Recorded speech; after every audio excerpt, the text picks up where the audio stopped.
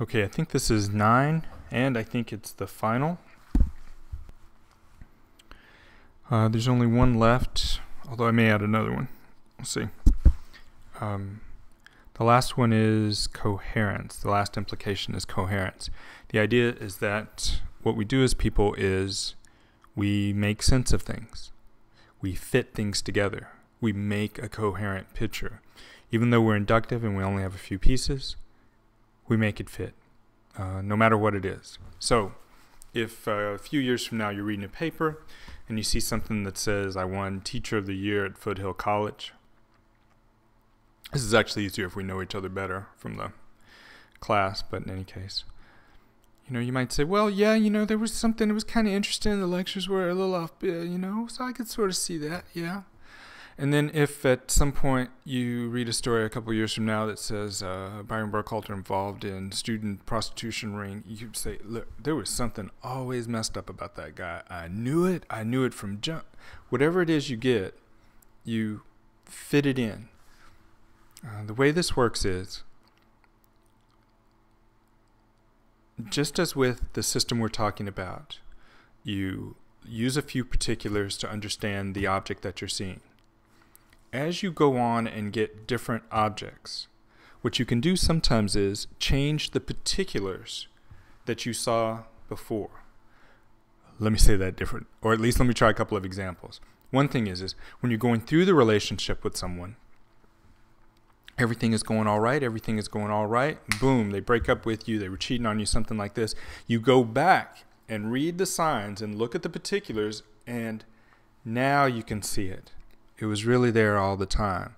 But it's the present categorization that changes what the history was.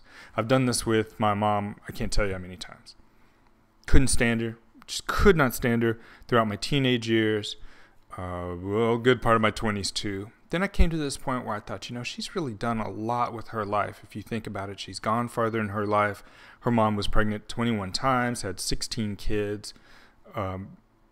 She's made it a long way. She's got a kid that has a PhD, another kid that has a master's degree. She's done okay.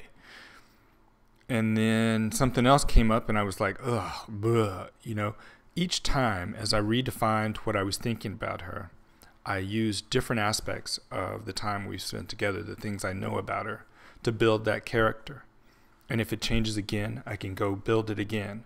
And this way, history doesn't determine the future, or at least the present, but the present can also determine how the past is seen, what history can be. I mean, historians work in the present and determine what the past was. We fit things together. Text messages, and this is where being older hurts me sometimes.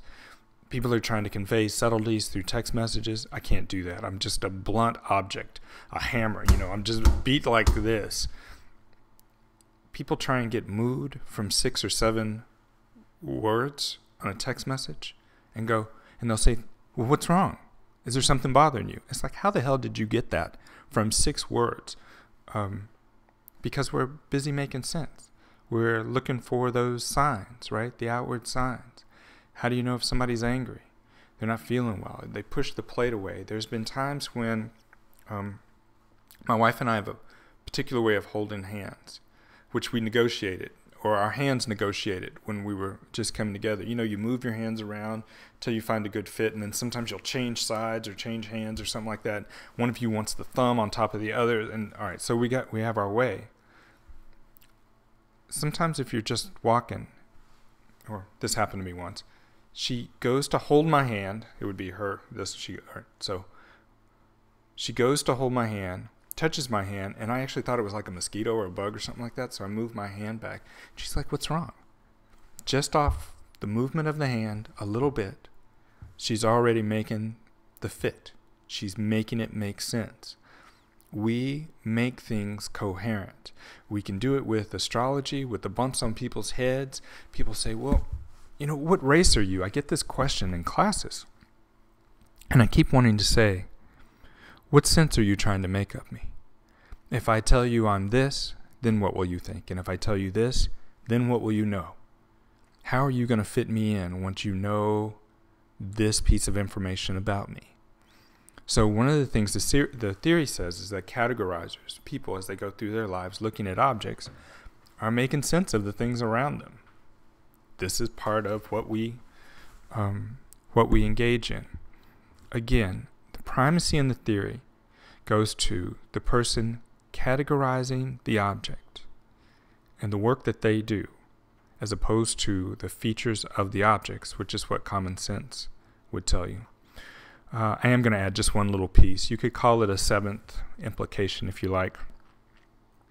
A lot of this is taken from Barry Barnes and Mary Hess, and I get to those people through Steve Klayman. And in the Barry Barnes piece, there's a section that talks about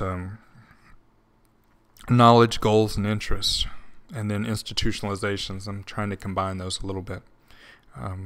The idea, if we go back to proper usage as agreed usage, is that you can be sanctioned for some usage. So for example, if I think it's proper to walk around naked, I can make that determination, and then the cops can come and lock me up for having made that determination. You can see yourself any way you want. You can believe that you are beautiful, but when you walk into the club and you walk out without any digits, oh well. Some things are seen as beautiful, other things are seen as not beautiful. Some things are hot, some things are not hot. You can classify it any way you want, and we can classify you any way we want to. Now, there are some ways of seeing that are habitual, taken for granted. If you start going to people and saying, well, you know, I learned in class the other day that we don't actually have biological sex. There are no males and females. People are going to be like, God, you are dumb. My mom says to me to this very day, you have read yourself stupid. There are some things that are just taken for granted, unquestioned, and you're not supposed to question them. In my house, you weren't supposed to question God. When I did, they thought, wow, what is wrong with that boy?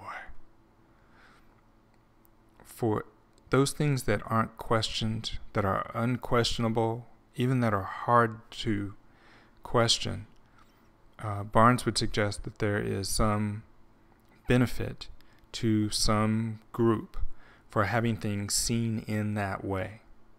So the idea is that your perceptions of the world, your usual perceptions, taught to you by the teachers that you've had, the people who have shown you how to be competent, seeing things in that way and not some other way benefits some group of people. Maybe you, maybe not you, but you see things in this way.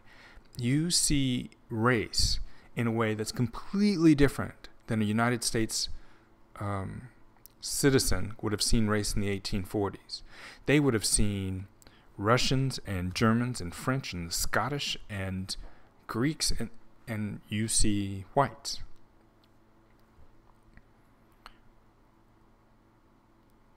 As those interests change for somebody, the perceptions change. We could then find our way back from the perceptions that people have, the way that they see race, and begin to trace it to whose interest is it that we see it that way? Who benefits from that particular vision, from having it go that way? Once you take your focus off the object and stop blaming the object for how it's seen, this whole notion that there are white people out there, really, so they're to blame for everything? Because we all know white people did it. I mean, we could have just started the class out that way, right? White people did it. The notion that white people did this thing and that those are objects to blame, instead of, why are we seeing them this way? Who benefits? Why have we been taught it this way? Looking to trace power is the issue of sociology. I'm not trying to take your common sense understandings of the world and reinforce them, my God, one more time. I'm trying to track those interests. I want to know who's benefiting from this characterization. Okay, that's it for a bit.